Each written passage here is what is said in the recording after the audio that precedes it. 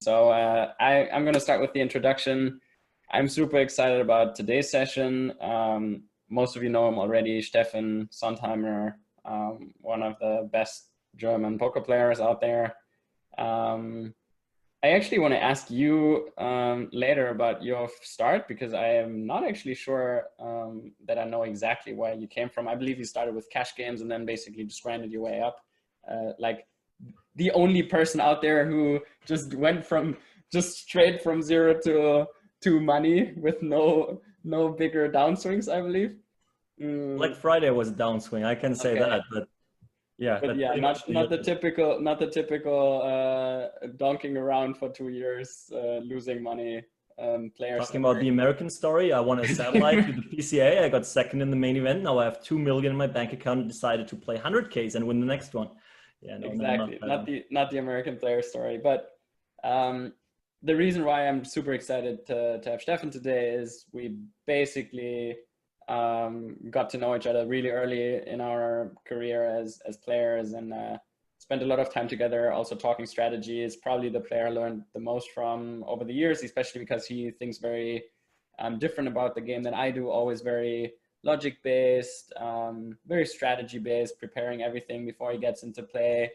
And also I think one of the strongest person I know in memory and applying logics in the game. So when we were working on our HUDs and analyzing opponents, this has been super fun in Canada back then. I remember these sessions and just working with the tools and trying to get as good as possible. And this mix of the two views on poker of mine, more exploitative and intuitive, and his just more with numbers and underlying strategy. So I'm very excited to host you today and have you here, and thanks a lot for your time. I appreciate that.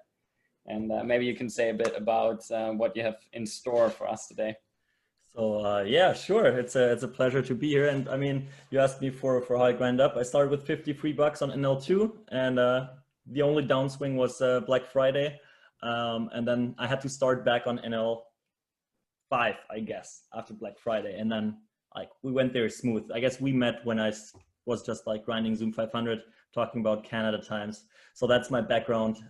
Poker Stars and you like probably pushed me 10 times to finally play those high rollers live as well. So yeah, that's it. And yeah, now I just switch over and I will share my screen today because I prepared a little presentation. Shout out to our latest coach, Klaas, who gave me his that I could copy the style a little. That always helps. And I have no clue what they're asking me here. I'm just trying to share my screen. Let's see. You should be able to. Okay, so yeah, let's do that. And here we are talking about what's the topic today. Is like, I want to come up with one of my favorite topics to just present, where I feel like lots of people I coached kind of had an aha moment, or if you want to call it like that, because like the pattern of thinking is interesting for me there. And I call it building check raising ranges, deep stack. I'm a cash game player. I haven't been playing a tournament in a year, just that one thing that I got in for free, I gotta admit. And well, it took me 20 minutes to bust that one off. So no tournament poker today here, but whenever I do a coaching, it's all about the thought process. I don't care about like just showing you charts, learn that by heart. That's a different way of learning, which I accept and totally agree. And I had to do it myself for like shorter stacks as well. But the deeper we get, the more we want to understand the game, because it's just, yeah, the most important thing. So today we are talking about building check raising ranges deep. And the plan is to talk, I call that nut driven, because we are really like check raising with the plan of being all in at some point, or like structuring our range that way. There are other spots where we are talking more about denying equity and stuff. So I just made that little hint there. So yeah, I guess I'm good to go right away. I have no clue what this next slide will show us, because I just I didn't try it out. So I'll just do it on the go. And lucky me, I got an agenda here. And yeah, I'll just show you the ranges we'll work with today for like our one main example I'm having. just showing that one quickly, that everyone has an idea how freaking nitty us cash game players are. But like, don't be scared, or like, don't think like, oh, what a bullshit. Because it's not like tournament ranges and defending all kinds of shit in the big blind with that big ante. It's still the same thought process, and you should still learn something from it. It's just, well, we'll apply it in my game to make sure I'm not doing too many mistakes. We'll start with a little c-bet quiz. I've heard that you guys liked that when class did that. Then we'll talk about building those check raising ranges. We'll talk about potential exploits from both sides when we are the guy in position who can c-bet, or when we are the guy who is like in the big blind defending and check raising. How to like play versus certain mistakes people are doing when c-betting. Then next we'll talk about turn continuations. Right, there will be another quiz. And in the end, I have no clue how much time we will have left, and we'll talk through some hand histories maybe. So it will be mainly me talking, but I'll try to make it a little entertaining for you as well. Please participate in there. I'll have Fedor to back me up whenever I have questions I can ask someone directly to. Maybe he nails it every single time and I look like I'm just telling stuff that is super clear, or maybe we would all love him to mess around a little. That would be more fun. And yeah, I can't tell you. So Fedor, you're ready to go?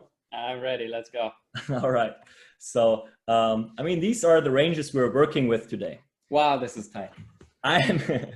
I'm playing 6-max cash game, no ante, right? So these are actually solved ranges for Zoom 500 rake. So actually rake plays a role as well. You guys, when playing, you don't have rake anymore, you paid before, so that's fine as well. But you see on the right side, the opening range, where like something like Jack 10, Queen 10 is not really in there. Deuces, 3s, 4s, 5s, like increasing frequency, but like not really there, right? I'm always looking at the borders when I try to understand ranges. Low suited connectors, not like that nice, but yeah, we're talking about like 18% here, something like that.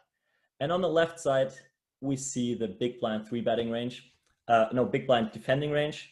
Obviously, you see lots of hands that are high frequency 3-bets.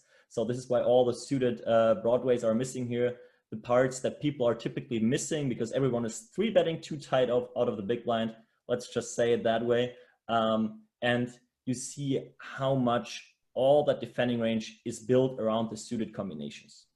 Because, well, we see the tight range on the right, on the left, King 10 off, folded pre-flop. I had to learn it after playing those high rollers as well, playing with ante, playing shorter, but it's not making money, unfortunately.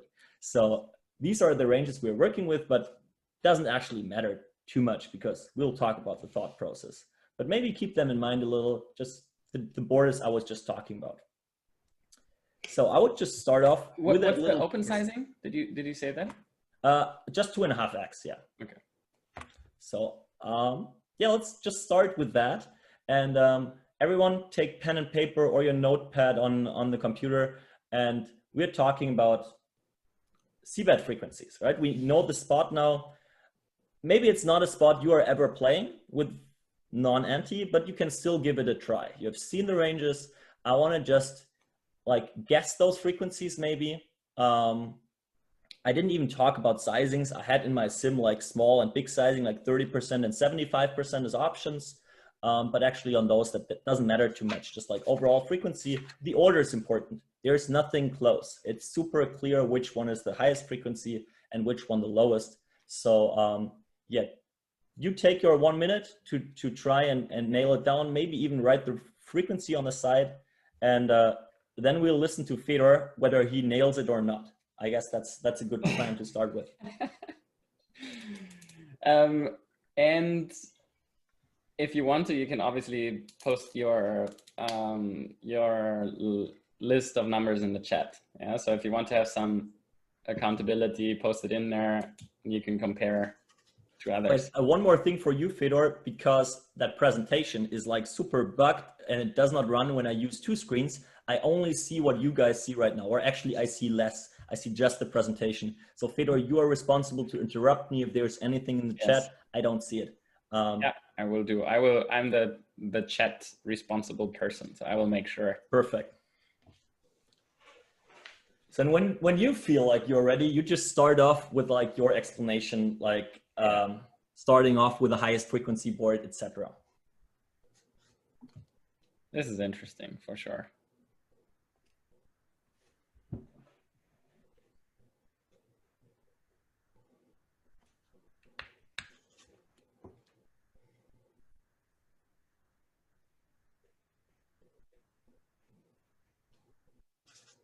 I can already say I don't find this so easy.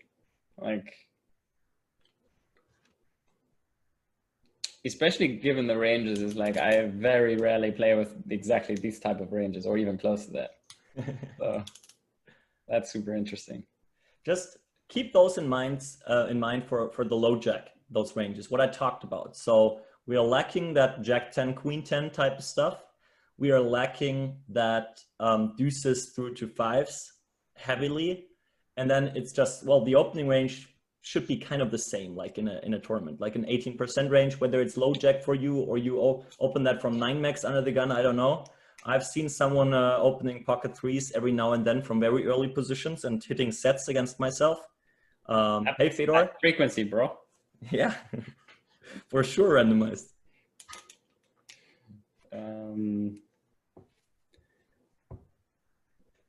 Okay.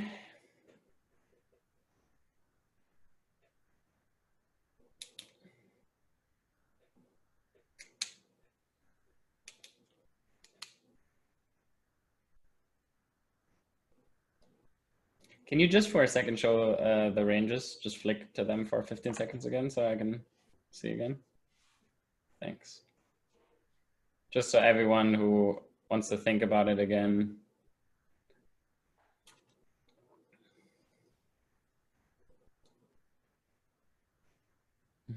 Thanks.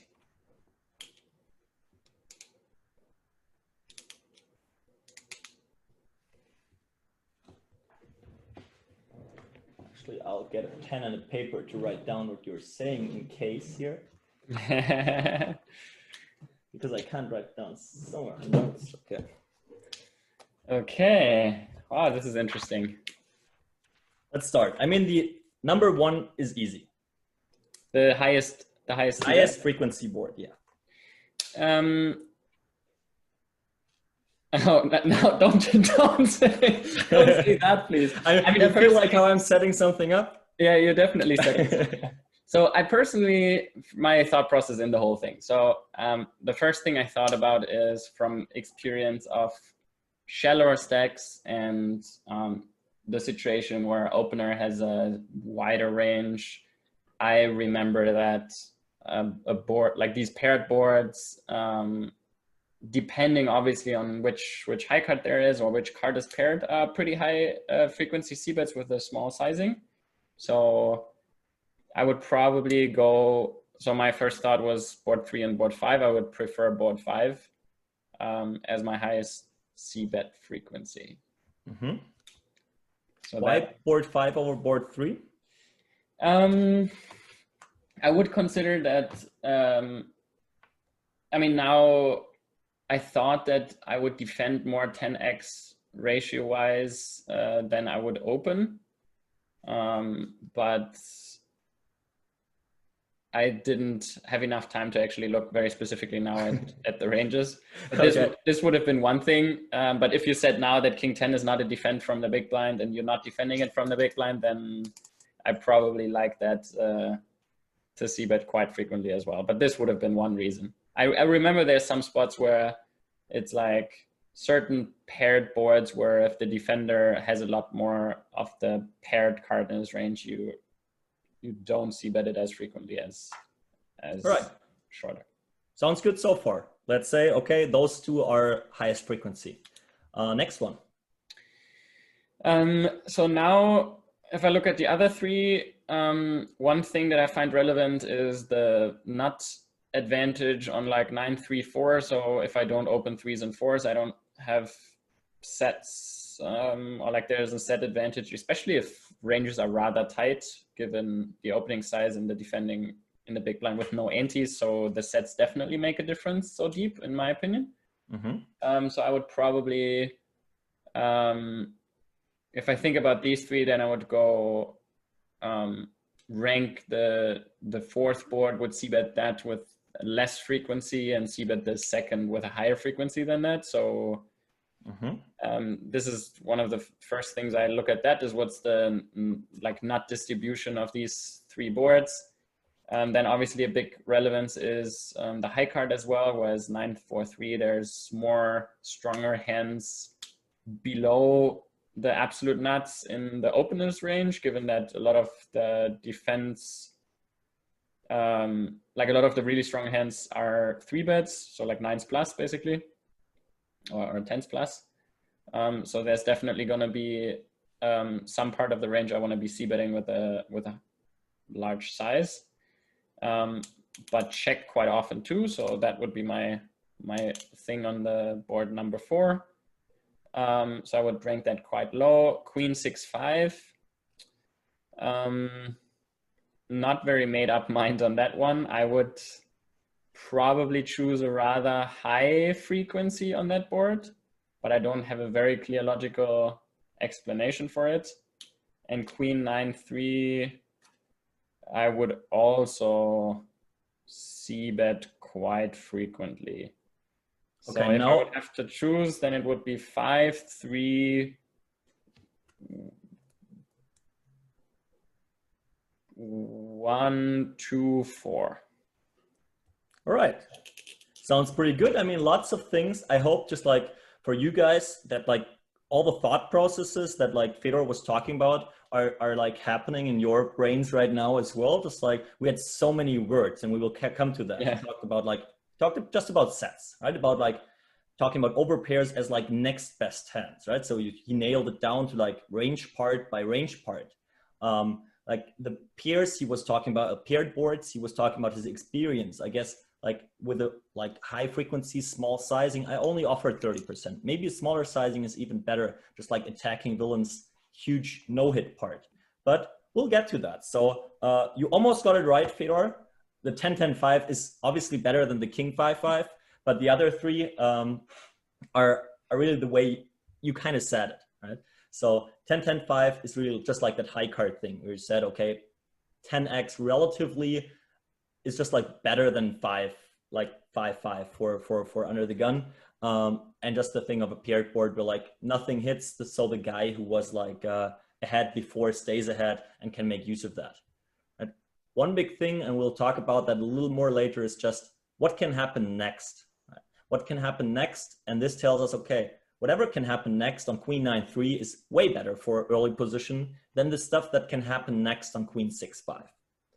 And 9-4-3, actually what can happen next is pretty bad as well for for under the gun. Plus the problem, he actually has kind of a nut disadvantage right here, right? Really, that was why I was pointing out those like that set problem so clearly, right? And this just should tell you a little about like how strong reads can be, for example, right? If you know someone's RFI when playing deep stack in tournament, that should tell you already whether someone does have deuces, 3s, 4s, 5s from like certain positions, or he might never have it, because this totally changes that kind of board. Just like those nut combinations. Okay. I hope we've seen some good answers for you guys as well, but I'm pretty sure there are some. So yeah, let's see what's next. Actually, I'm surprised every slide as well. That's a good thing. Okay, so next question for you, Fedor. We want to talk about building that check raising range before we really talk more about where all that like betting comes from. So we talked about c-betting. Now it's about building a check raising range. And actually, well, I could have asked you, but I'm a little scared that your answer is too good. So I actually answered here myself already. From like my experience when coaching people, they always tell me, okay, I ask them, how do you build your check raise range? Take me through your thought process. And they all the time say, okay, I have my value hands and I have my like bluffing hands, right? So yeah, I would just like, maybe everyone just takes a minute again to really write down for that board, what are your value hands? What are your bluffing hands? And maybe think at the same time about like, what is the problem with that pattern of thinking, right? It's like, okay, value hand is 6-5 a value hand, probably. Is ace queen a value hand to check raise with? I don't know. Pocket sixes for sure. What are the good bluffs? Obviously, we have something like 7-8. We have something like a backdoor flush draw. I don't know, right? Flush draws, open enders, gut shots, backdoors. That's like just the usual answers I'm getting asking that question. And yeah, just like take that 1 minute to really write that down, what you have in mind, what fits in there for that board, right? Queen 6-5 was one of the boards where you have seen, I just show again, that it's just like solver frequency is just 59%, and it's only a small sizing, never a big sizing allowed. And yeah, it's like one of those boards that I'm super interested in, and we will work on that a little more today because, well, Fedor said it already, he doesn't have something like no theory behind it, but he would see that with a very high frequency, which I'm sure is working well in praxis, but is actually far away from GTO. Like, I mean, 60%, I would just assume you probably bet it like 80%. And I know some people who do it for 100, which is like horrible. I think one of the big issues is when your theory comes from experience, basically. Yeah. So it's because if people don't really construct proper defending ranges against this c-bet, then there's not really much incentive to find a better strategy, because with your exploitative strategy that you initially started, you already are at a very high EV spot. Exactly. That's what happens very often. I observe is like, oh, I queen 6-5. If I look at it in theory, I'm like, okay, it doesn't really make sense to c-bet it that high, but if I can just c-bet for a quarter pot or a third pot and people are just not check raising or check calling enough, then it seems to be one of the best exploitative strategies. Right, but now that being said, you say like, okay, it's good to make something that we now can see, or maybe even have known before, that it's just like far away from GTO, probably like from like a solved strategy. And we know lots of players are doing that, and there are way more board types like that that we can pretty much play the same. So this is why we're talking about check raising today, right? We are in the big blind now, and we know villains are doing something wrong, and we want to know about, again, like my pattern I'm always talking about is like, we want to know what would be right to then understand what villain is doing wrong, and as the like outcome, know what the right exploit against that is. That's the goal of the session. And I hope like when the session is done, we all know how crazy we will go on queen 6-5 to take that already, to tell that already. So I guess everyone is ready, just writing down those few things. And I guess that's on the next slide. And I just wrote some hands down, right? Really where it's questionable, right? Value hands, 6s, 5s, queen 6 suited, queen 5 suited, 5-6 suited. Well, we have no 5-6 off because we are freaking nits playing cash games. You might have it. That might be something. Okay, but we don't have queen 6, queen 5 off. And for that 5-6 off, we have way more stuff that is just offsuit shit. So usually like the ratios are kind of the same. It's something Also, one thing I want to jump in quickly here with is to everyone who most likely playing tournaments believes, oh, I just c-bet 100% in this spot.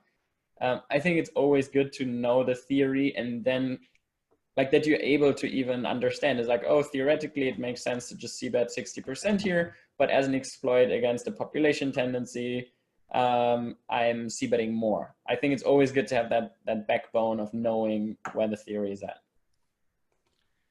So I'll ask you, I'm just talking about the value hands. Are you ever check raising ace queen here for value? Not often, no. Okay, what's your reasoning for that? It's a good question. I feel... I love sentences that start with I feel. I love it.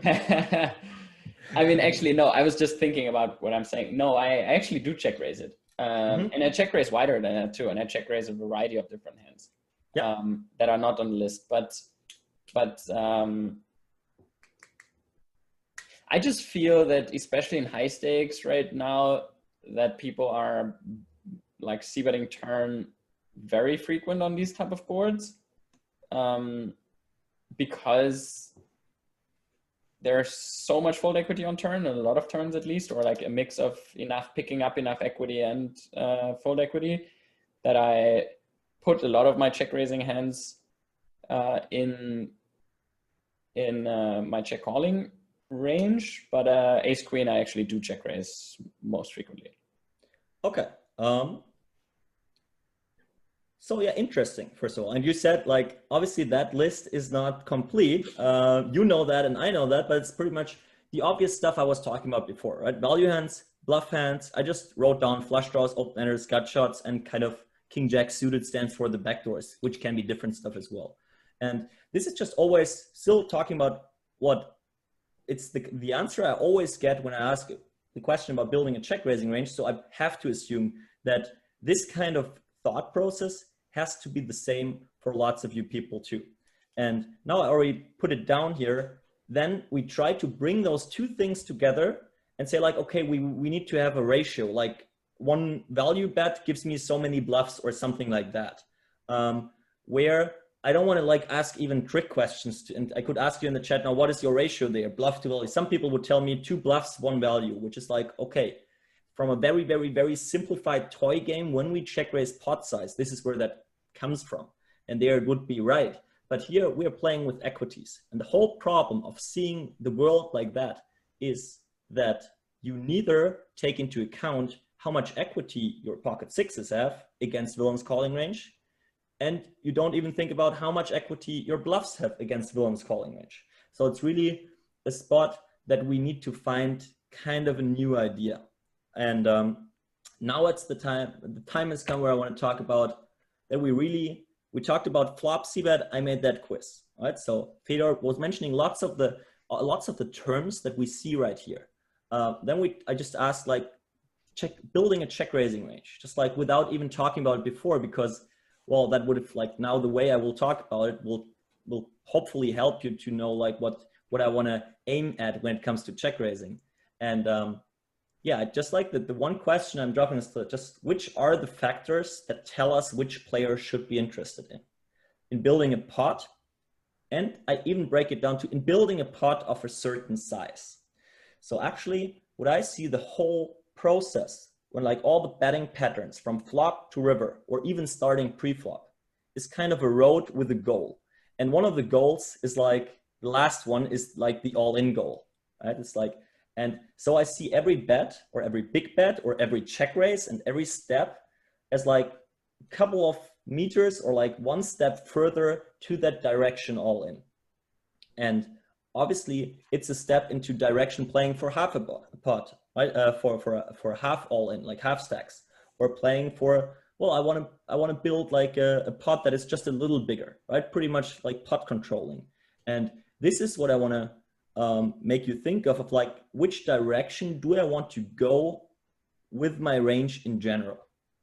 And yeah, just again, take a look at those terms and think about, okay, how does that influence either your bet sizing and your bet frequency? What is like your main force that tells you to build a pot, to start betting at high frequency or to check raise at high frequency? And again, Fedor, you're the man, you got to do it. So what are your main drivers? If we just say like, okay, queen 5-6, yeah, or 9-5, 9-4-3, right? You said even some terms like, okay, you have more sets or you don't have the sets, right? You need to deny equity a lot or whatever. Just take those words and maybe let us participate in your thoughts that just come up. Yeah, so in this specific spot or in general? Or you can take examples. If you take examples, take the queen 5-6 or the 9-4-3, but it's more in general. Okay, so in general, what I'm trying to visualize is the equity distribution. I don't actually think so much in, oh, there's this term or this term. Also, nut advantage, I don't count like nut combos or think in percentages. For me, it's more, I see both ranges as a curve that work against each other kind of. So if there's a certain part, if I see the 100% hands basically for both parts, then I'm thinking of drawing a line of how they perform against each other, of how often which person has how much equity against the opponent's range, basically with how many hands or percentage of the range of that they have. And so in this specific spot, that's how I always try to then build my betting patterns according to that. So if, for example, now I see the stack size as a multiplier. So if it's very, very deep, then it's very relevant. These, let's say 5% of 100% equity hands are extremely relevant because they can be leveraged more. So I will then have to adjust more for this specific scenario because it makes up such a big part. So in this case, for example, in the Queen 5-6 scenario, where in a more short stack scenario, I maybe c-bet a bit more, or in wider ranges, I c-bet a bit more. But now in this scenario, I feel like I cannot c-bet that much because there's some leverage that the big blind has when it's deeper stacked, given the ranges that we have. So that's why my answer was like, I think it gets c-bet not so often in theory. And so that's how I always try to think about a variety of different boards. So if I think about the check raising range here as well, I'm trying to think about which hands are naturally interested in building a bigger pot, and then kind of think about which parts of which equity part basically can substitute that or can support that that incentive, and also play fine in that type of range. I'm not sure if that's I gotta stop you here. Yeah. Because everyone who is watching that video later again, just stop it now, go back 1 minute and listen to that again, because it was by far the best answer I've gotten in all my coaching career, right? So it's really nailing so many things down, right? He was explaining how nuts and deepness, like stack depth, how that really like depends on each other, right? You use the word like it's kind of a multiplayer. Actually, I see it the other way around, like meaning the same thing, but just as like how I understand it is like I ask myself what counts as nuts. We're like for 200 big blinds, it's probably just like top 3% counting really as nuts, and they matter. And for like 100 BB, it's like top 5%. For 50 BB, it's top 10%. And for, let's say, for 20 BB, it's pretty much top 30%. We're like, well, all of a sudden, any queen you can like see kind of as nuts. And this is where kind of a small explanation for why those like the shorter you are, the more aggressive all the stuff gets, because like on both sides, pretty much 10 or 20% of all hands count as nuts kind of, and can be, well, leveraged in a very, very small way. Although I think it depends on the advantage of the equity, because let's say your opponent has 5% of hands that just have 100% equity, then it's not necessarily changing with how deep you are, but it more depends on how much equity, how many percentage of your hand actually have. Yeah. That I think is super important, that I often am not so good at, like I think it's really difficult often to say how many better hands are there that your opponent can have and how many worse hands are there that can still. It's really about that full range distribution and planning ahead. It's not just that you can say like, okay, let's double check those ranges, take the top 5%, right? We can do that for Queen 5-6. And for under the gun, we're talking about, well, partly fives, almost all sixes, pocket queens. That's not enough though. We got to add kings, aces, ace, queen. And this is where he has advantage over the big blind. Big blind has 5, 6s, okay, queen 6, queen 5, 6, 5. It's not enough. So he got to add king, queen, queen, jack. But that's not the way we want to think, because those hands will be irrelevant when playing for really like nuts, when playing for all in. Because, well, we want to think about what will be nuts when there will be more cards, which hands will really be interesting in the end. And there we have all the draws. We will see the advantage of the big blind a little more. And yeah, what I always want to think about is really that nut. What does it mean, like those nuts? I just described, okay, don't take the top 5%, top 10%, compare them. It's not interesting right now. Right? So I would just define something like nut equity as having equity versus villain's strongest range part. So actually like that Queen 5-6 is our spot today. And if we, let's say, check raise against that, we know that, well, our equity is interesting, but villain does not pretty much have any draws. He doesn't have any 3-4, any 4-7, any like maybe low frequency 7-8, but the other way is not interesting. This is why that spot is pretty, it will be pretty black or white, just like very, very clear situations, pretty clear decisions. So I'm splitting that up a little in nut advantage right now. Really, you can decide which hands are interesting, right? Fedor, when ordering those c-bet frequencies, he even said like 9-4-3, we have no threes, we have no fours, big problem. Let's just talk about nut advantage right now. And the other part would be nut advantage over time, right? We can take that board as well. Any 5, any 6, any 7, any deuce, even any ace, kind of kills it nut-wise for early position, right? Not the ace, not too much, but just knowing, okay, like pretty much half of the runouts, big blind will actually have a nut advantage. And this is something that, well, people keep waiting for that and slow play until they are at that point. But actually, well, that's something we can plan ahead. And now coming back to the board we're talking about today, Queen 5-6 rainbow. Well, under the gun, just think about which, he has like slightly nut advantage right now if we just compare top X% versus top X%. But over time, he's getting killed, right? Any deuce, any 3, any 4, any 5, any 6, any 7, any 8, any 9. And we can just imagine how early position is buking when he's forced to play 4 stacks, because then that's exactly those cards where ace queen is a pure bluff catcher. Pocket kings is a pure bluff catcher, and pocket aces is a pure bluff catcher as well. Right? So, and this is, I asked you before, are you check raising ace queen there in that spot? Right? We can check raise it, like not just like to build a more like balanced range, we could say, to build more of like a more linear range, to be prepared for different scenarios on the turn and not just be super polarized.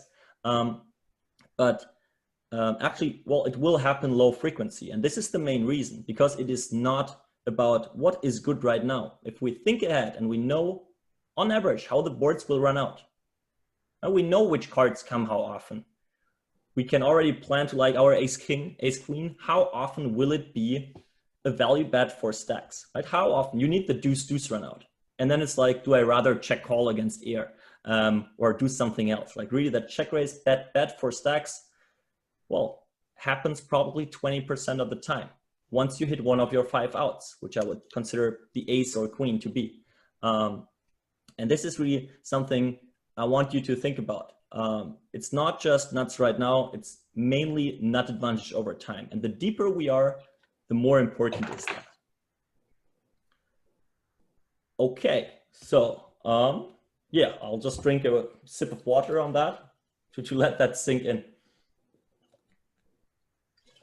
And now we want to come back to our board and do pretty much the same thing, but not with value and bluff, just another way of thinking, because I don't want to split them up. It's not about, okay, 7-8 is a bluff, I don't care. Ace queen is a value bet, I don't care, because when we do that, we are just talking about right now.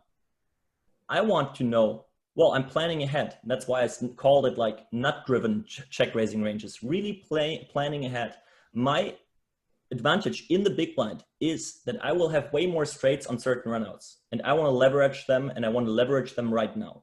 And like doing that, I want to have that thought process of, okay, everything that is interesting for me when I'm taking the first step direction all in is, how likely is it that we can value bet our certain hand on the river for stacks, right? We can check raise, bet all in, right? Maybe we need some overbets, depends all on the sizings. Villain uses for a c-bet, we use for our check raise, etc. But now we can put those two things just into like one kind of linear pattern. We can sort that. So now that's just, I want you to do it again, right? We're like, in the end, we have one list of hands that are, I would call it potential check raises, and we can sort them by how likely it is that we can value bet rivers for stacks with those certain hands, right? In the very end, there could be like, actually we could keep and put our whole range in that order. But I'm just thinking about what the last hand would be. Probably some kind of, I mean, Jack 4 suited, how bad is it? Right? Jack 4 of hearts has a backdoor straight draw. But like just in theory, we can have now use that thought process to come up with kind of a list. Okay, so Fedor, on you again. I kind of make you work today. So how would you list those things? Just like you can snap it through, right? And you guys just, you can do it for yourselves. Maybe like Fedor gives you 30 seconds of an advantage and then you nail it down. I'll give you a hint. We'll start with pocket sixes. But then really think about that. Where's your order? How likely will it be to value bet river for stacks? It doesn't have to be like scientific thing, but just like your feeling.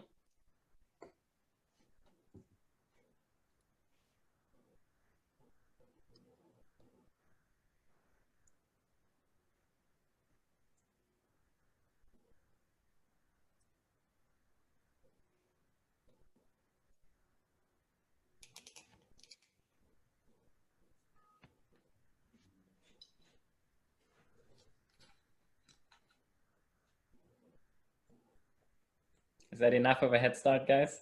I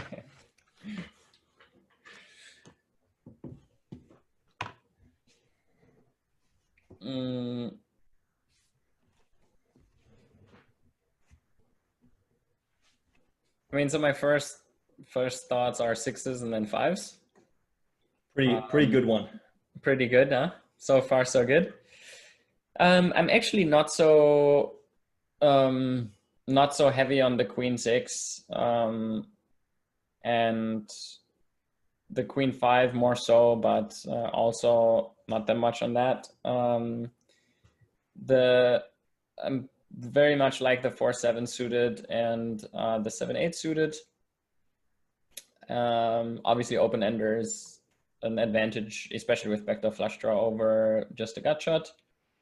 You're talking about playing for stacks for value, not how often you're all in, right? No, we can value bet the river for stacks. That's the only thing. Yeah. Maybe including a little how strong that value bet is, right? We could maybe value bet queen six, but it's just like probably getting like having 60% equity against the calling range at some point. So it's really about like if a value bet is better, like 7-4, you named it, like just like drawing to the stone cold nuts. That's obviously like we can include that there a little. I mean, one thing in these scenarios, obviously you can now think about, okay, when is it a value bet? So obviously all the open enders, backdoor flush draw are kind of the same, except that there's some blockery effects in play. So it's probably a bit more likely he continues with 9x than it is likely that he continues with 3x, which is 0. So he doesn't have 3x in his continuing range. So it's just more likely that that we make certain straights, but in general, I would pick like 7-8 over something like 3-4, because I think there's also reverse implied odds in some sense, where I rather make a straight with like 4-7 than a straight with 3-4, for example, because he will probably continue. I mean, you don't really open 8-9 suited under the gun, I guess, but low frequency, super low frequency. But I think this is something relevant. And then as for the gut shots, I mean, I think what plays a role too is like, besides that is flushes are always obvious value bets, backdoor flushes, backdoor trips happen very rarely, so this doesn't really matter. I mean, besides that, I don't really see much of stuff that is relevant. I personally would include some more pairs, like 6x and 5x. I'm not actually sure how often that gets check raised in theory, but intuitively I would do that. Okay, so that's pretty good. I'll just see what's next on here. So because this is something we're adding in here, I just made that list where, okay, I gave queen 6, queen 5, just like from the way I asked the question, like I just put it ahead of those open enders, but it's really something to think about. And it's so important because, well, everyone would say queen 6 suited is a super clear check raise here. But actually, if you see this first step direction all in, and you think ahead, how often can you value bet that? Well, queen 6, is it a value bet when the turn is a king? On the river, 4 stacks, right? When villain has pocket kings and all king-queen offsuit combinations. Same on an ace. Same on a 5. Same on any paired runout. It obviously sucks, right? Runouts like 7-8 or 8-9, something like that happens. So it's like, it's kind of tough. We're like 5-6, for example. is probably the same value right now, but actually has good blocking effects, right? Because villain has more ace queens, and we are blocking the sets that we are losing to a little more than with like queen 6, queen 5. So actually 5, 6 should probably be ahead of those. I'm not like convinced by my list. I just wrote it down pretty quickly. But this explanation just really shows, okay, ace queen is really, really far down there. It's like really low chance that we can value bet that on the river 4 stacks, 100 big blinds deep. And now it's really that the way you put those open-enders in order, right? That's just that, like, okay, 7-4 is clearly the best, right? 3-4, 7-8 is actually close. 3-4, you said like, okay, villain does not really have 7-8. So 3-4 for check raising and barreling is a little better because 7s and 8s are part of villain's call and fold at some point range. But it's like kind of drawing to the nuts, but not like 100%, right? 7, villain might have some 8-9 suited or should have some plus. Again, there could be a 7-9, 7-8 run out, just like decreases that value slightly. I really want to think like more precise about that. Instead of saying I have an open ender, it's okay. And now you said already, right? These are just hands. And I want to say we need more, right? If we just use that question, you named those already, right? Those pairs. What actually is 6-4? Right? When we think of like chances to value bet the river, or I'll take 6-3 as an example, right? Hitting a 6 makes us the freaking nuts. But hitting a 3 makes us the freaking nuts as well, because villain obviously doesn't have deuce 4 or 7-4, right? So really that, okay, I have a pair, I can play it as a pair, but against under the gun, what is a pair of 6s worth? Nothing, right? Villain does not even have deuces, 3s, or 4s that then might check down. So actually my pair of 6s is worth kind of nothing. And 6-3 suited can be a 5-outer to the nuts, plus a backdoor straight draw, plus a backdoor flush draw. So that brings us to like, let's say 27% to value bet the river for stacks, something like that. Sounds pretty cool, right? And that should be actually better than some of the gut shots. And obviously we can include again, hitting a 6 or hitting a 3 is not like the stone cold nuts, right? Hitting a 3 on the turn, river is an ace. Well, villain has 9 combinations of ace queen that beat us, and he has 3 combinations of sets that beat us. So it's kind of okay, not like 100% value bet when we hit our outs, but it's really important to think about what changes things, right? 6-4 suited makes a little more straights, but therefore the 2 pair is a little worse because villain might hit a straight when we hit our 2 pair, right? 6-7, same thing. But just thinking about those, super important. Next step would be, okay, not even cards that are making nuts on the turn, but something like king 7 suited, right? That can hit backdoor straight, backdoor flush, ace 7, same thing, right? Maybe it's just 10% to hit, right? How much the king is worth or the ace is worth is not like relevant for that question, but overall, obviously it's still good to hit a king or an ace. Like we're not planning to value bet those for stacks, but I mean, obviously there's value in that, another 3 outs. Or even thinking about something like, what about those top pairs, right? Queen 4, I think the chance that we will be able to value bet it on the river for stacks is higher than with ace queen, just because of the backdoor straight draw. And well, the 2 pair is actually better as well, like queen 7, because it's just not such a good card for villain. And just like thinking about that.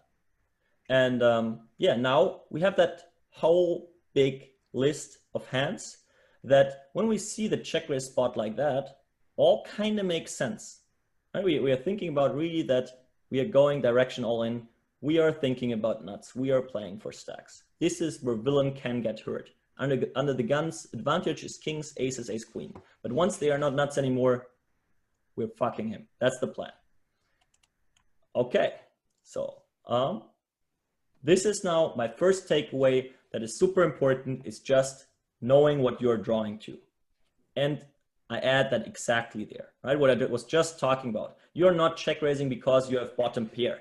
You're check raising because you have a bottom pair with a clean 3-outer to like a 2 pair you can value bet, right? Not one that makes villain lots of offsuit straights, for example, right? Plus you have a backdoor flush draw, plus you have 3-2 straight, for example, right? So stuff like that.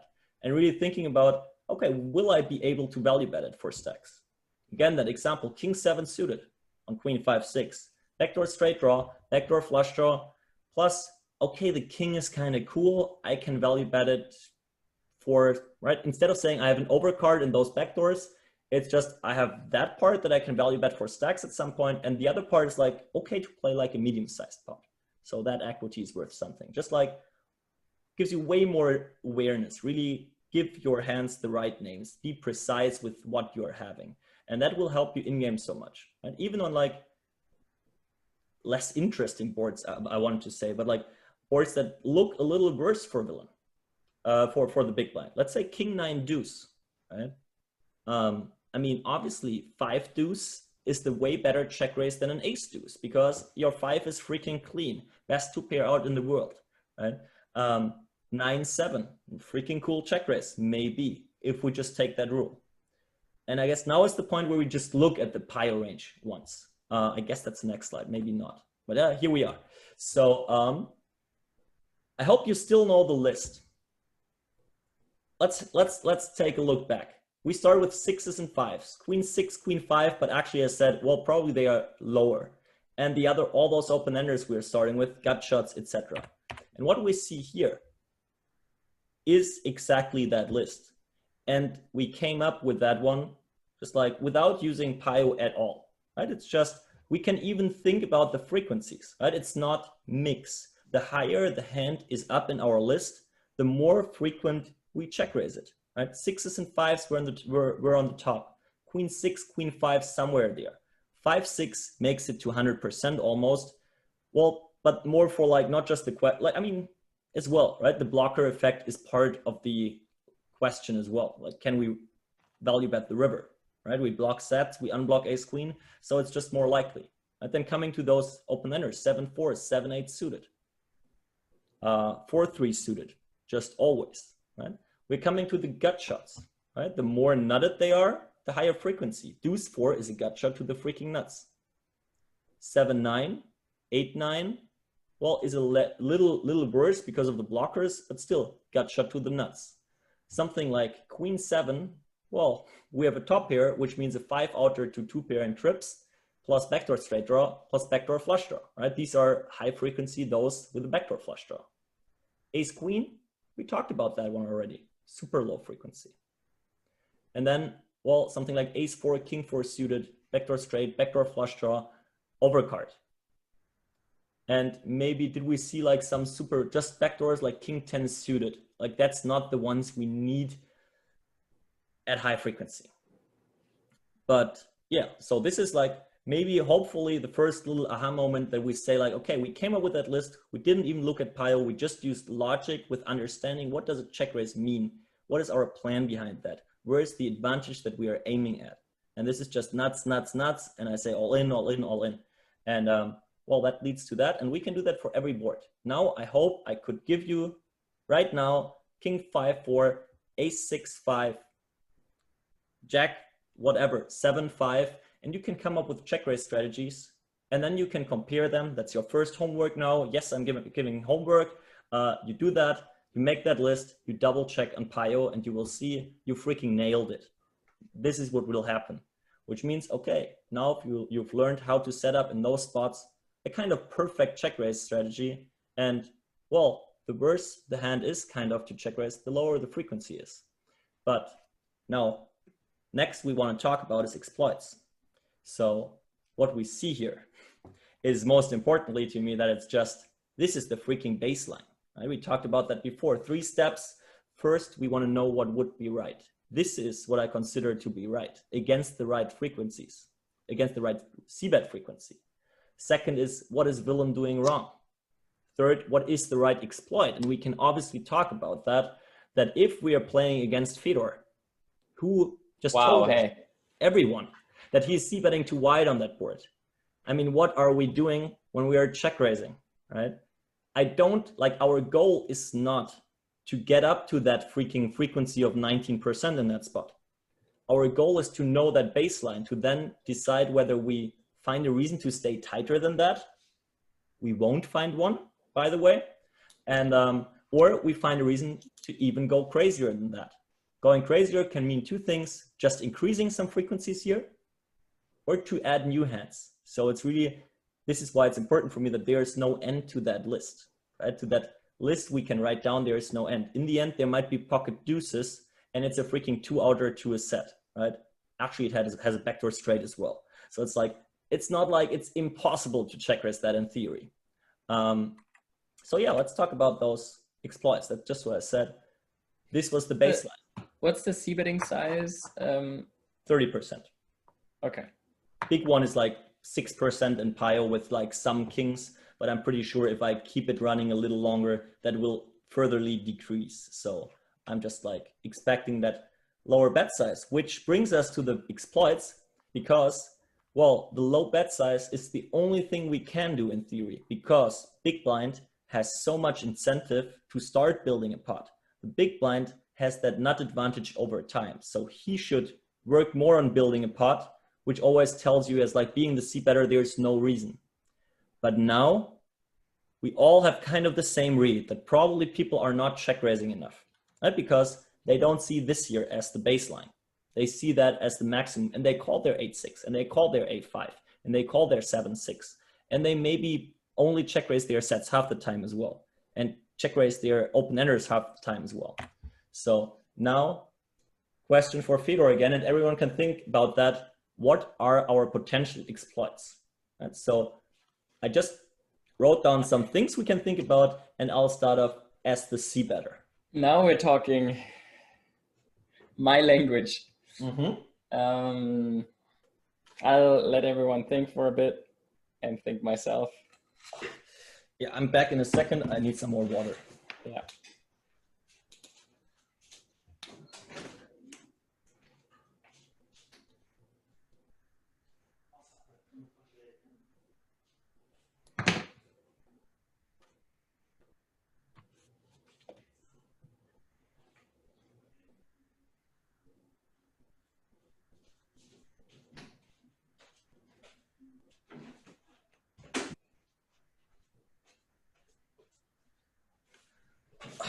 All right. I'm ready when you are. Guys, I think this is a really important part. So everyone in the chat who's watching right now, for sure, think about, okay, how do you exploit in either direction? What do you do when you deviate? And again, what I just said, be precise with that, right? There are now 10 people out there for sure that just say, do I want to say it? Yes, I can say it. Just say, okay, he doesn't check raise enough, so I can c-bet wider. That's not the answer we are looking for. So be more precise. So just comment, like, so just posted exactly that in chat and then posted rest in peace. Sorry, bro, not okay. Yeah. But Fedor will tell us the truth. I guess this one will be another one he will just nail.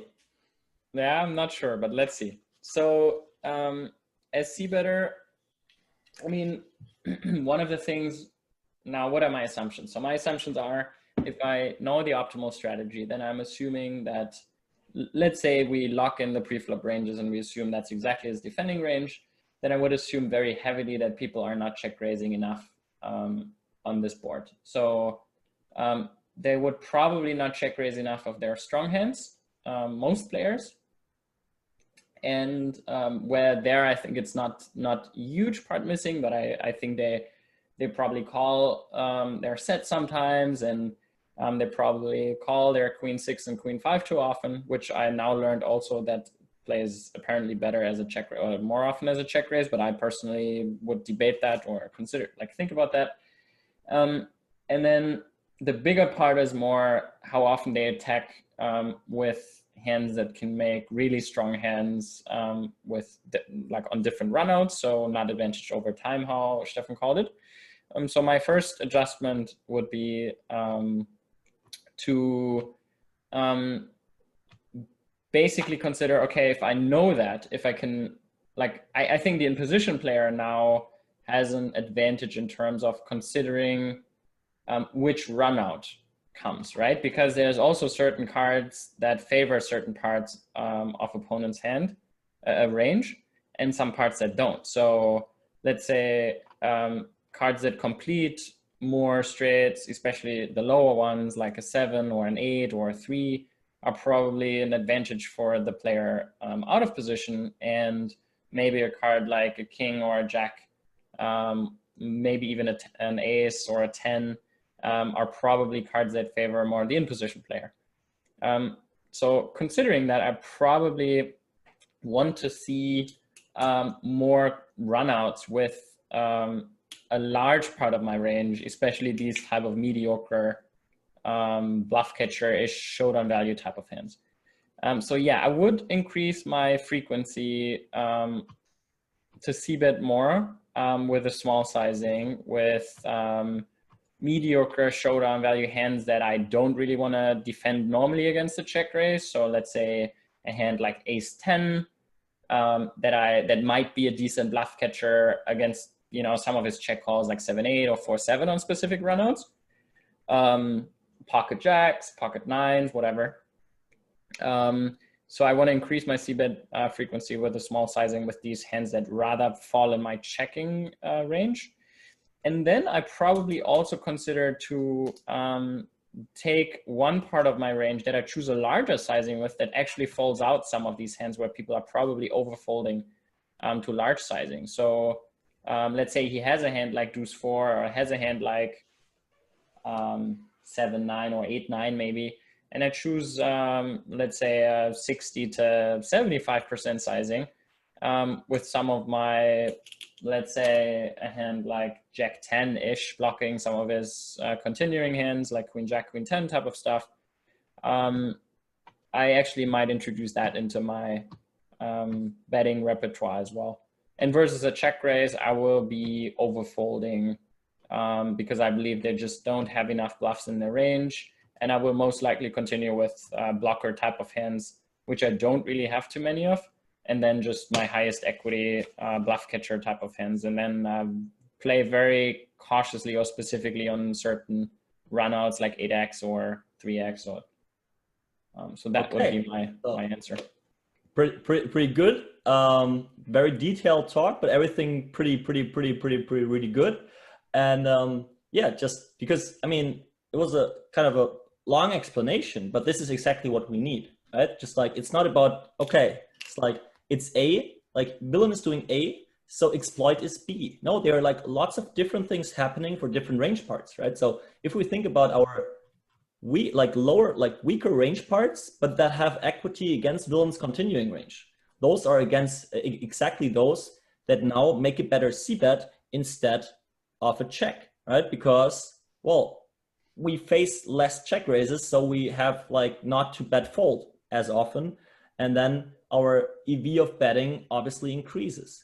But at the other hand, we have hands that actually benefit from villain check raising, right? There are hands like, I could ask people what is the first hand you want to bet big, but actually there's never a hand that wants to bet big. It's just about getting money in the middle, right? And it's about understanding, well, how does it work? Like, how is villain's incentive to put money in the middle? And if we now know that villain's incentive to put money in the middle is high, but he is not doing it, well, we need to do the job ourselves. So actually, first thing I would be doing as well is just like, I bet big with my freaking pocket fives, right? I can bet big with my pocket kings. I'm not like calling his check raises and he is check raising his queen 7 sometimes. It's not happening. So first, that's the assumption. I mean, that was, I mean, Fedor repeated it, but I hope that was clear that we just say, okay, they're not check raising enough. It's like maybe slow playing too much, but for sure not having all those kinds of like parts in their check raising range, which has like that 6, 7, 5, 4, not check raising all the open enders, not check raising most of their gut shots, etc. So now we could go even deeper, which I don't want to do right now, just like putting the idea out there, thinking about turns and rivers, right? Which hands do they have too often now? If they are check raising not enough, probably all their 6, 7s and 4, 5s are in their check call, right? Which will lead to overfolds on the turn, right? Those hands shouldn't be in there that often. And it tells us to like really make a difference on what the turn card is, right? A turn king, he will never have it, right? And all his gut shots are shit now, snap folds, and all his bottom pairs are snap folds now as well. So actually we could play with a 30% double barrel, just like as an idea for an exploit, or saying, okay, actually in the end, if it's queen 6-5, Fedor even said, so he c-bets ace-10 now, turn is a deuce, river is a deuce, villain is betting. Well, if he still has, like, he should never have 7-8 in his range because it's a check raise, but probably he has it. 7-9, 8-9, 7-4, 7-3. Well, 3-4 got there. But yeah, just there's not like one read and there's one exploit to it. There's just like one fact, and that means different things for different lines and different range parts. So actually we just named probably like 5 different kinds of exploits that can work against that guy. Right? And now versus check raise, we are obviously overfolding the flop now. And we can, like, we will be better at evaluating the turn card. How does it not interfere, like interact with his check raising range? Right? Is it like, or even we can say, I missed that one when continuing on the turn, well, like there's a 7 or an 8, like, okay, he should actually not hit that too often because all that stuff that hits that is in his check raising range. But now we should like slow down so insanely. Probably he's not playing aggressively enough on the turn as well, so we can still like just bet our kings and aces to then check back. But we should know about it. Well, villain just like improved more than he should in theory.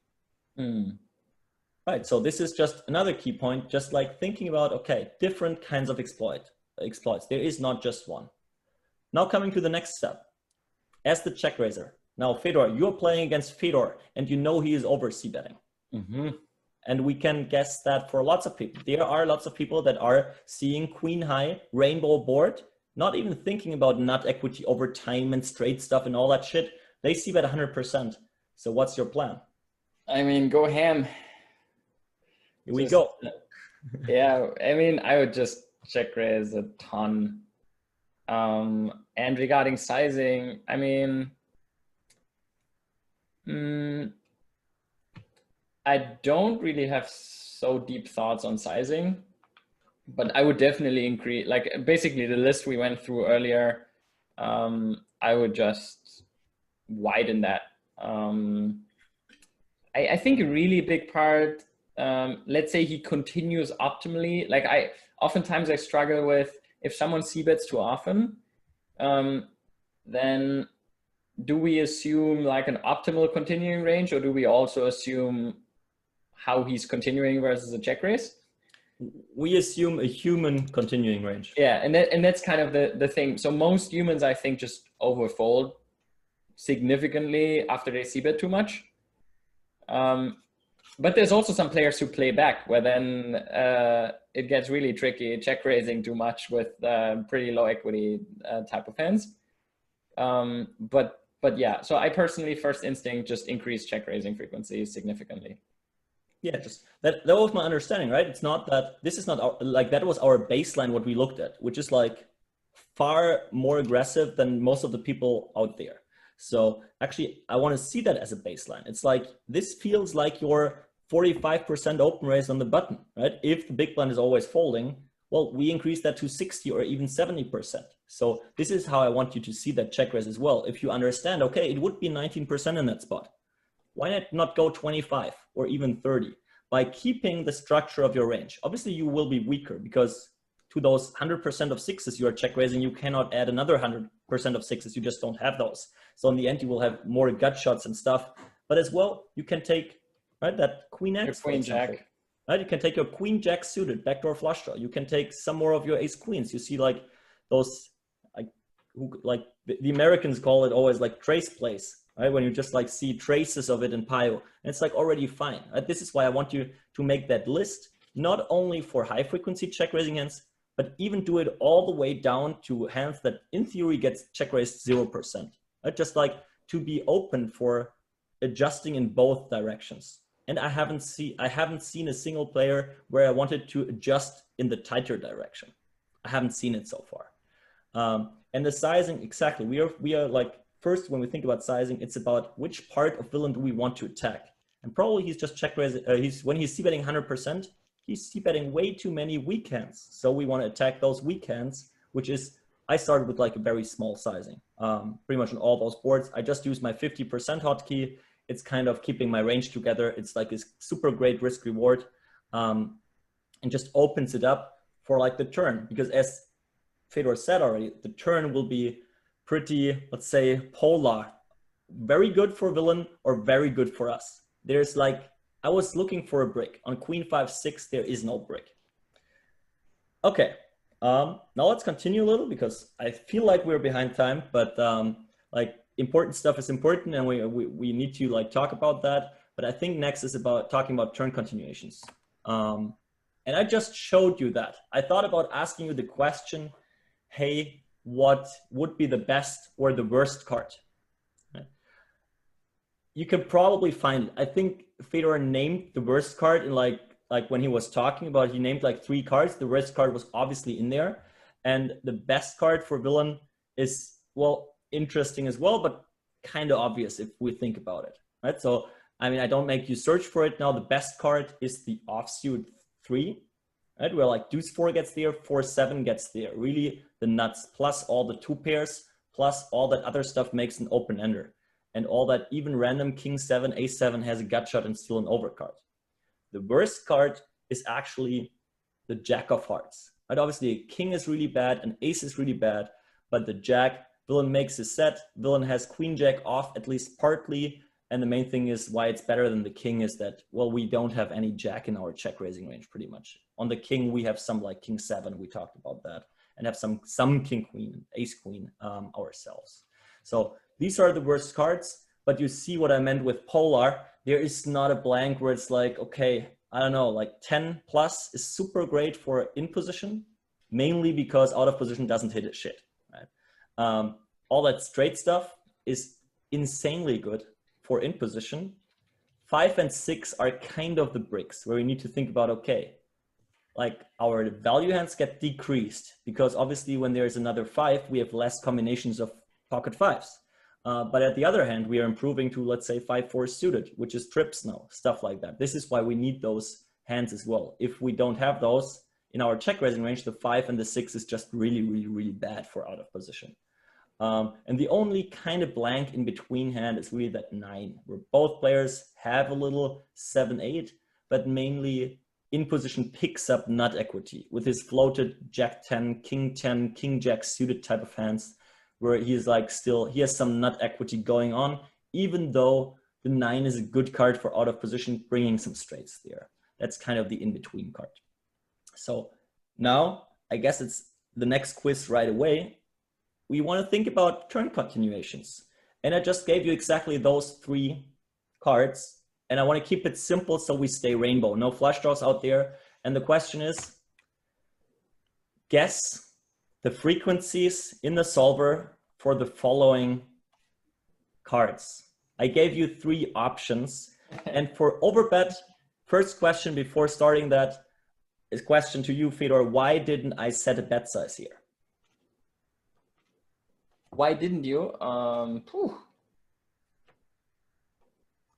What would you set as a bet size for the overbet?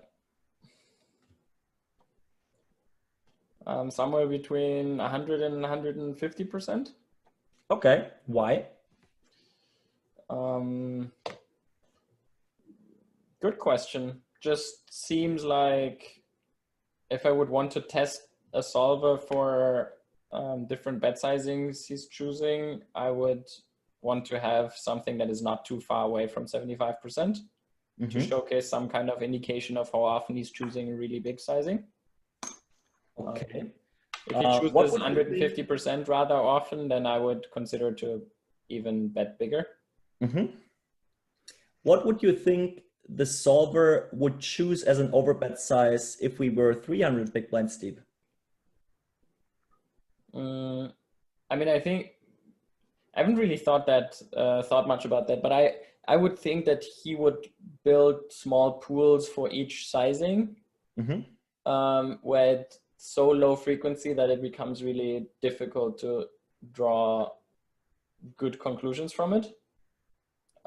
Because I think there's definitely a range you can build around 200 or 300% betting size if you have if you have nuts that your opponent doesn't have. Like, it's just, there's no reason not to, I feel. Exactly. So the main point is I just wrote overbet down there because it depends on how deep you are, right? So for like normal stack sizes, and let's say when we say deep and like that whole system of building nut driven check raising ranges, let's start with that like 60 BB plus, right? The whole theory works for like lower stack sizes as well, but then like really different hands can count as nuts, and that makes the whole system a little less appealing. But for that, it's really just deciding that we want to get stacks in, right? And the basic bet size should, like, once we decide 3 of hearts, we have deuce 4, we have 7-4, we have 5-3, we have 6-3, we have those nuts that we check raised on the flop that are still nuts. Villain did not improve at all on that 3. Then we decide now we want to have a sizing that goes direction all in, right? Again, talking about those steps, direction all in. And it's just, okay, we take the same size 2 times and we will be all in. That's kind of the goal. So the overbet size that we want to use in that spot depends on the stack size. And if we take extreme examples, like the one I just gave to Fedor, 300 BB plus, now it's tough. We cannot just take one bet size and play our 7-4 and deuce 4 differently.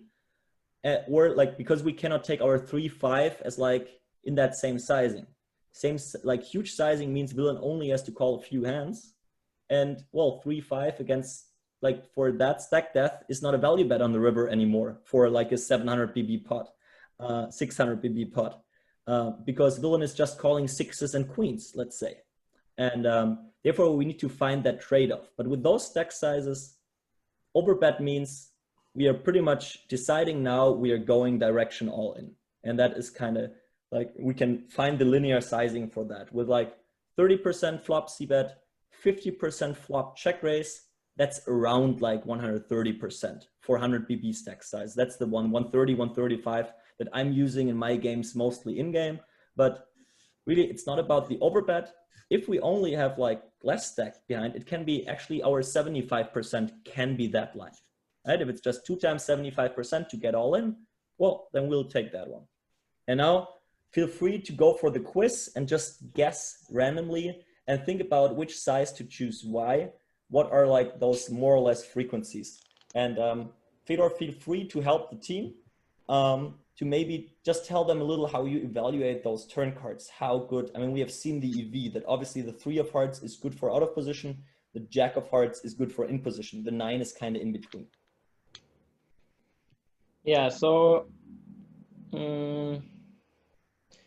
I mean, the first step I'm thinking about is kind of doing the same process on the turn as on the flop, is thinking about, okay, what's the equity distribution to different ranges? Now, the in-position player had the chance to kind of select his range, continuing to the check raise on the flop. So his range is definitely more coordinated and stronger on the turn now. So one thing that makes a big difference is how much nuts are being added. And on the 3, as Steffen said and explained, there's a lot of nuts being added. On the jack, there's basically no nuts being added. And on the 9, there is some being added.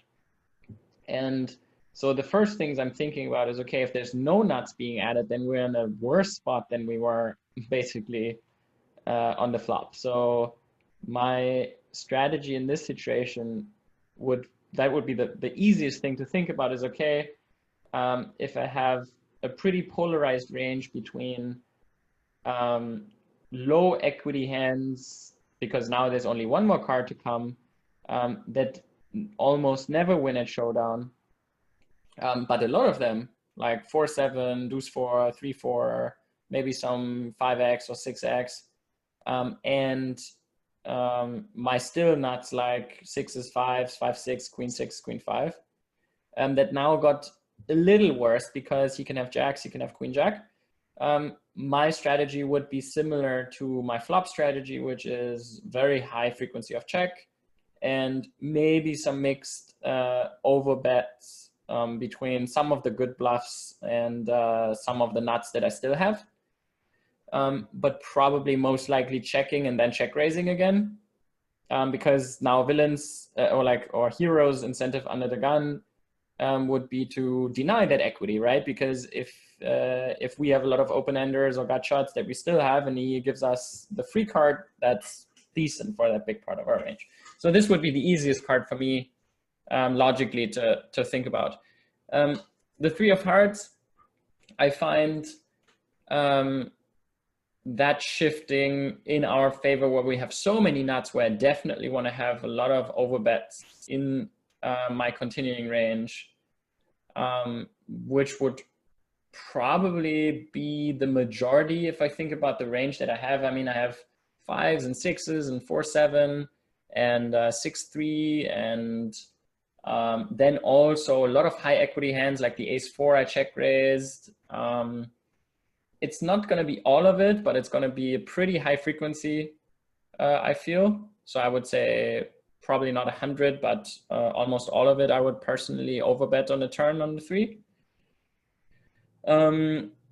And if I don't overbet, I would still probably bet on this card. So maybe with the smaller sizing. So I couldn't really think of a hand that I would want to check on the turn, given the equity and not equity advantage I have. So really strongly protected. I want to, although mostly put all my hands in the overbetting range. And then on the 9 of hearts, I would say it's somewhere split in between there, where I want to deploy an overbetting strategy. I want to probably have a checking range, just because my range is not strong enough to be just betting with most of my range. And so I would, I know you put on 30 and 75% there, so it's most likely going to be chosen, but I don't understand, or I cannot really find the logic on like building a range like that. So okay, so I'll stop you here. And yeah, I guess this time it was 2 minutes, but again, guys, scroll back, listen to it again, because I won't ask you now in the chat for giving all the answers. I'll just show them to you. I was obviously fooling you trolls, but Fedor nailed it.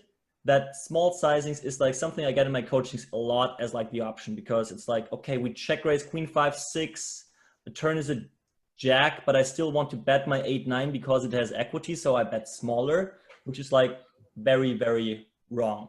It's just like, well, it's really what Fedor said. It's just about, okay, first thing, we need to evaluate a couple of things seeing that turn card. How does it interact with our range? How does it interact with Willem's range? Will we be talking, or like we are talking about how many nuts did we improve to? And the question, our flop nuts, let's call them nuts, something like 5-6, are they still nuts, right? Where Fedor mentioned all of that, right? On the jack of hearts, we didn't add anything. And the problem is that, for example, our 5-6 just decreased in value. Villain added jacks and villain added queen jack. Not sure whether he has an offsuit that often or not. But same thing for the 9 kind of, right?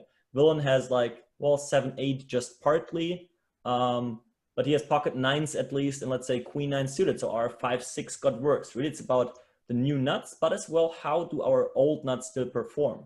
And the 3, therefore, is such a special card here, because all our nuts from the flop are still nuts.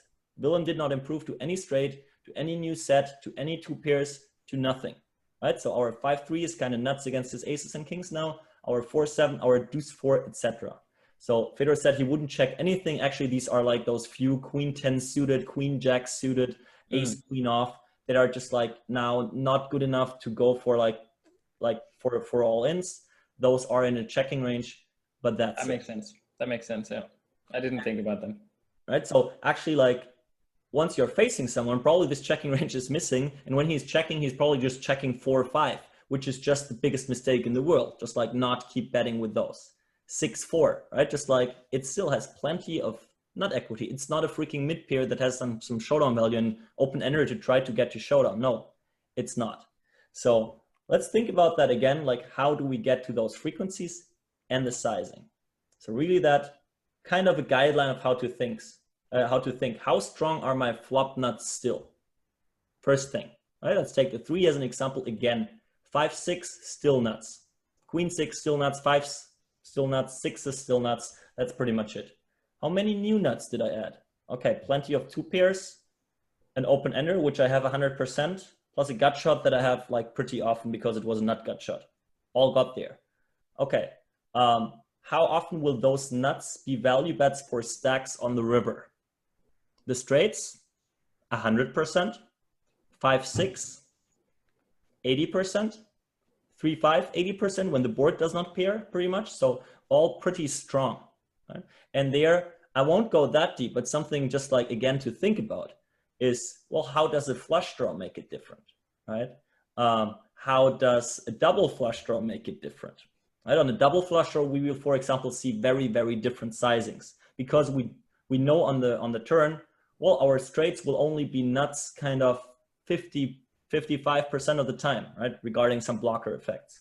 And villain will have flushes. Our two pairs, well, it's like, again, kind of a 50-50 thing.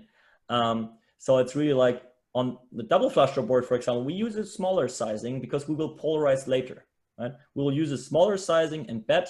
And then if it's offsuit on the river, we will 2 times bet the pot with our straights that villain can never have.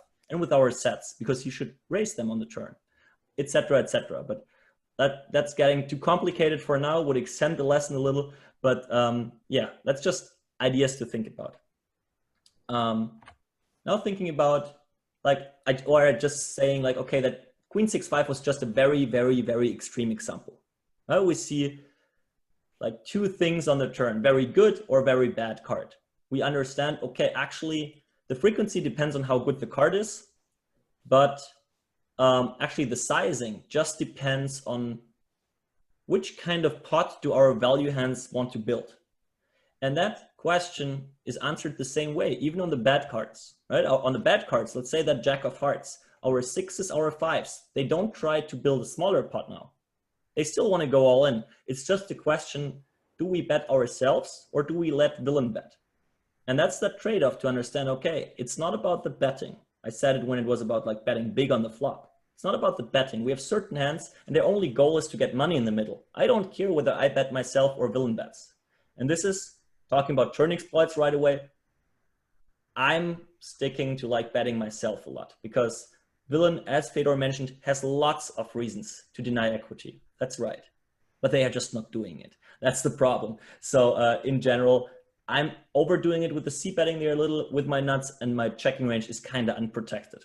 I can tell that if there are not too many cash game players out there that play my stakes. But I will adjust. So yeah, that's really kind of a point. And yeah, another thought is what other stuff can happen, right? First thing I wrote down is both players add some nuts, right? Let's say an offsuit straight gets there. There is a reason why I chose early position versus big blind, because the ranges are like very, very different. Button versus big blind, we'll have like often like both players improve. But obviously 7-4 suited, it's more like a thing that the big blind will have. But then we have at least 7-8 suited, 100% both frequencies. Or let's say once we get to the offsuit part, check raising on 10-8 something and both players have all jack 9s. Well, what happens then? We need to think again about where is our advantage, right? And then it might not be in the nut part anymore.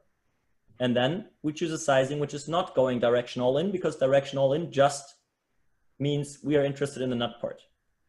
Right? Or like something very special when both players add a lot of nuts, right? But we might still want to bet because we are still stronger, but our advantage is not in the flush area. Maybe it is in the straight area, right? Let's say Queen 5-6 with a flush draw, turn is the 3 and the flush gets there. We have our advantage with having 7-4 and with having 4 deuce, but it's not in the nut area. And that leads to downsizing, right? Play around with that a little, right? Just check that out, build your, like, make your lists, check your check raising ranges, build those, and really think about, try to be precise, right? This is why I said that here. By choosing a certain bet size, you choose the range you're playing against, and you want to know what your value is you have against that range. How likely is it that you can value bet? What are you drawing exactly to? So this is pretty much what I just said. Takeaway number 2, know where your advantage is exactly. Is it in the nut area? Are you trying to pressure villains, kings, aces, and ace queen on Queen 6-5? You know he will hate the river on pretty much any run out. And well, where's our advantage? Which sizing does that dictate us, right? Okay, that example was we're going all in, no smaller bets exist. If there are flushes, well, villain will help you build a pot because he has flushes too. That tells you, okay, your advantage is somewhere else. Maybe you are just trying to get 50 big blinds in the middle, which means forcing villain to only like continue with, let's say, 10 or 20% of his range total. And when your advantage is there, you are making money in the end. Villain's either playing with bad hands or he's overfolding, and both is good for us. So yeah, I guess that's it. Some hand histories. Let's see. Yeah, maybe we'll get to like just read one hand history. What do you think, Fedor? Any additional stuff you want to say? Any questions coming up? That would be the point right here, right now. Maybe I'll kill that presentation for now to read that stuff as well, and you all see all that stuff here. So one of the things I want to add here is, I mean, first of all, thanks a lot, Steffen, for this part. There's been some super crazy insights in there, for sure, for me as well. And one of the things I want to mention from a tournament perspective is to not, to take this as a Kickstarter of thinking about how much stuff there is out there that you can think about to get better and improve, but not to take this too literally. So this was 100 big blinds deep, very specific opening ranges on a very specific board where it's very extreme. If you look at other ranges, shorter with ante, different positions, different boards, you will see very different results. So not so high check raising frequencies or not so high overbetting frequencies and so on. And Steffen mentioned that, but I wanted to highlight that again, because it's really important that you don't go to tournaments now and just blast it off check raising every board and then overbetting turn. But it's just a Kickstarter to think in this way, because if you do, I think you can draw. You could see that even though I didn't know the solution and I don't play much cash game, just by thinking that way, I could somehow pinpoint or go in a somewhat good direction, just by applying the logics that I've learned over the years. So this is what I would highlight from everything I've seen that Steffen just shared, is to not take it too literal. It's really, I would agree there 100%. It's really just like really telling you, okay, this is what you can work on. I don't even want to say like what you should, right? It's like all up to you, right? What you can work on to improve in a certain area, right? I was working on that. That was like my main topic, working on, I have like a monthly topic. That was May.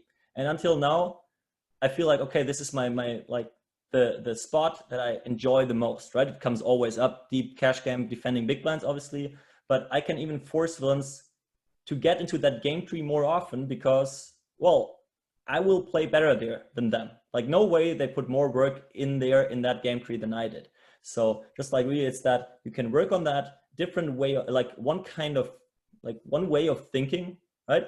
I did the job now for you to like come up with that instead of really digging deep yourself, looking into PioSims and come up with some rules that pretty much always work.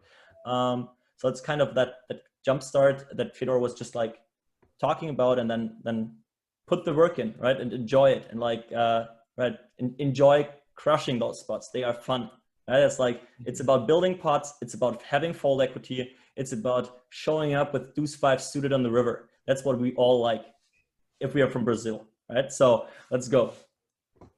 Vamos. So let's look at one hand and apply it, I would say.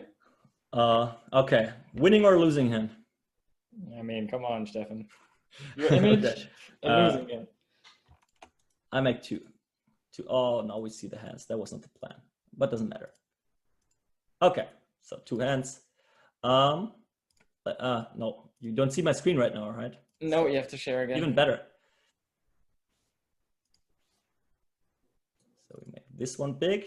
We're just playing a little enjoyable Zoom 500. You see the screen? Yeah. Okay, so we're defending against 2.5x. That's now middle position, not under the gun, but we don't care. 10-5-4, right? It's not that far away from our queen 6-5. Villain should not always have 4-5, right? Should not always have this and that. And this is now exactly what I was like talking about before when I said, I know the baseline now. I know that this is maybe a very, very low frequency check raise, but I decide I want to overdo it. I won't like give you a loaded HUD or anything now, but that was my assumption right here, that he is over c-betting that board. He's not having like nuts and like not advantage right now and not advantage over time. His advantage is jacks through to aces, and they are not planning to play for all the stack. right? Maybe he likes to get 3 normal bets in. And it's my job to not let him dictate the pot into that direction. I go either all in or I might fold earlier. So yeah, he c-bets as expected, small sizing on the board, totally fine. I know that is like maybe a little overdoing it, but my 7 as a 2-pair out is clean. My 4 is clean. I have 3 to a straight. Actually, having those pairs are better when you block his 4-5 suited combinations. Just something again to think about, right? This is it's like not having the backdoor flush draw. Actually, the 4-7 of clubs would be the cool one here, to have the backdoor flush draw and block like one of his nut combos. But yeah, so I'm obviously going ahead, check raising. He calls. Turn is an 8. I mean, guys, it doesn't get much better than that. So what is our check raising range? I could ask you now to write down the list, right? I'll just do the job for you. It's pocket 5s, it's pocket 4s, it's 10-5 suited, where I'm not really sure whether I defended pre. It's 3-6 suited, it's 6-7 suited, it's deuce 3 suited. It's probably the way I played it, 5-8 suited, 4 deuce suited, 4-3 suited, 5-6 suited, 7-5 suited, something like ace 3, ace deuce, ace 6, ace 7 suited with the backdoor. So yeah, we are crushing it here. It's kind of the 3 on our queen 5-6. And this is now, we are not having bottom pair. We are still having kind of a, what is it, a 9 outer to the nuts. Even like I can still almost, I mean, hitting a 7 is not nuts, but like pretty good. How do you feel about hands like queen jack and jack 9 here? It's like they are improving in spots where villain improves too. So I'm rather going for those black or white spots where I can really leverage once I hit, right? Queen jack would be more like, if we are shorter, hitting a jack or a queen is like hitting the nuts. But here it's just like, okay, a backdoor to a straight that he has himself is always worse than a backdoor to a straight that he doesn't have. Mm-hmm. And at the same time, it's exactly, I mean, blockers on the flop are usually not the biggest thing in the world, because it's blocking queens and jacks, but it's mainly blocking king queen and king jack and ace jack and ace queen off too. So it's kind of has upsides and downsides, but it's always the main factor on like, okay, am I hitting something that I can value bet on the river? Queen jack, and how good is it? And there I talked about, okay, it's like, yeah, not that good because he has it himself. What I find really interesting is when you look at these somewhat binary spots, I mean, they come up quite often where it's like, okay, you have maybe a third of the deck that clearly improves one player's range and a third that improves the other player's range. I somewhat find it interesting to take hands that rather improve on the third of his, because I'm definitely going to bluff and have a very high success or like very high equity on bluffing the cards that improve mine, especially if it doesn't really contain his range. Because I feel that also, like, let's say on a 6 or a 7 or a 3 or backdoor clubs, like people are even overfolding versus what they should be calling down. Yeah. So just something that I find interesting to look into. Yeah, it's the question, like that's the bluff thing is for sure a thing. And it's like something that I would take it that way, which is super important, that we check raise enough on the flop that we still have bluffs if we get the perfect runouts. Right? It's like this runout, you can fold to everyone in the world. You're just a catcher, right? If you have pocket kings and it's just a catcher, against 99% of the population, we can just easily fold the turn, right? Because they didn't check raise enough to now have plenty of bluffs. Right? If they just have their 6-3 suited when they defended pre, that's not enough, right? That's a big thing. And then it's obviously good when you have queen jack, but I would say queen jack is just like a little further down on my list. It's still a potential check raise, but I have hands that on the value side improve to better hands and I can make more out of them. Yeah. Okay, so I mean, it's obvious. This is now pretty much that 2E sizing, actually a trick you can do in Pio. Just put 2E in there and Pio does the job for you to calculate the perfect sizing to get all in over 2 streets. I think this, I don't know what I did here. That's what I did manually in game, but yeah. And well, he calls and we obviously get there. But it's just important. Never ever check here. Never ever choose a different sizing. That's the way to go. And thank you, buddy. So now I don't want to show only winners. That's interesting. Like, what do you think about this call on the river? Yeah, it's just, I don't know. Pio will tell you it's even minus. Yeah, I mean, I'm Higher really usually tells you that everything is zero EV once you have a catcher, but this has to be a bad one. Yeah. Yeah. I mean, so basically, I mean, on this stakes, this must be a losing play on against the average, even against the average good reg, right? Yeah, 100%. So it's basically because of the ace deuce ace three part. I mean, I can see that because it's, but the question is if it's enough on the river. I don't think so. Yeah, that's the problem. Yeah. So, okay, NL5K. Okay, let's play for some money at least. So 6-8 suited. Here we go. Where again, I prefer check raising those hands. Now I have a problem that he is an unknown to me, or like I think that was on ACR or something. I know the name, but no clue. So I face a half pot bet size. Where actually, this is something that we can take. We talked about exploits as well. Some people, tend to bet bigger with their stronger hands, which then means that we can attack their small betting range even more. Right? Again, something that we should take into account. I decided to just treat his half pot as kind of a normal small C bet. It's fine to bet bigger on that board. And I prefer that one here a little over all that king 10, queen 10 type of stuff. Well, queen 10 is an open ender. I prefer that obviously, but it's again, hitting a straight where he doesn't have a better straight. 10-8 suited, I don't really think so. Right? Obviously, I would prefer, I mean, not really 8. Yeah, I mean, 8-7 has again the double gutter. But 6-7 would be shit. So this one is a pretty cool one. And again, thinking about what are we actually drawing to? Something like 5-4 is really, really, really good check raise here. Right? Something like 5-6, clearly worse. Okay, so I'm check raising, he calls. Turn is a 6 now. Vamos. And yeah, I have 7-8. Obviously I have, 5-6, I don't have it. But okay, shit. And yeah, obviously this is a good one to continue with. Against the button, my 6 might be worth something and we start checking at some point. But it's really, what are we drawing to? And here, again, just like it's not about the overbet size. I don't want to bet 150% here because he bets half pot on the flop. I need to adjust my sizing to get like all in with pot pretty much here. That's what I'm doing here.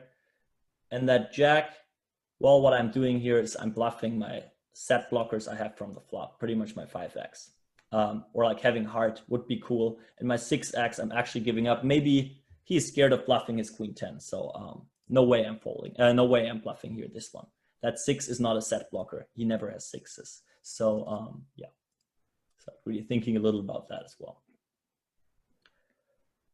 Okay, just like two hands kind of applied, taking the aggressive route where, obviously I found hands where they called me, but there's like, it's pretty insane how much fold equity you create. And like, then even I guess the most EV for me right now comes out of the continuation play, because just like looking deeper into that game tree, it tells you, okay, what should villain do? And you understand what villains are doing wrong, especially when they take the check raise and then overbet line themselves. You understand what they should have and where they probably are just like super bluff heavy. And yeah, let's wrap it up with those two hands. Awesome. Maybe Fedor having some last words, maybe one more question. Feel free to ask. And yeah, I'll just. Yeah, I mean, this was super insightful. I mean, I can say so. I learned a ton in this session right now. Also inspired me for some other things I want to look into.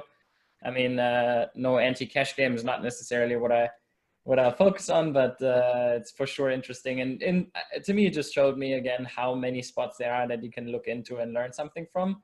And the part I like the most personally is to have your own like inbuilt Pio solver, basically, where you can see if you apply smart logics, you will get very similar solutions than what Pio is suggesting, because in the end, it's nothing. It's like it's nothing magical. It's just trying to find the best equilibrium or the best strategy for two ranges. And I think getting better at that, that's the thing that's fascinating me. So yeah, thanks a lot, Steffen, for this insane session and value and sharing that with us. So I think everyone watching and who will watch it in the future will have their brains fuming after the session. So yeah, I appreciate it a lot.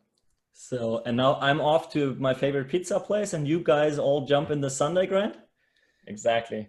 So good luck, everyone. And I'll take that as the last words. Yeah, crush it. I want to see some titles in that Slack celebration channel. Okay. Will do. And then you'll all be back next Sunday. We'll talk about.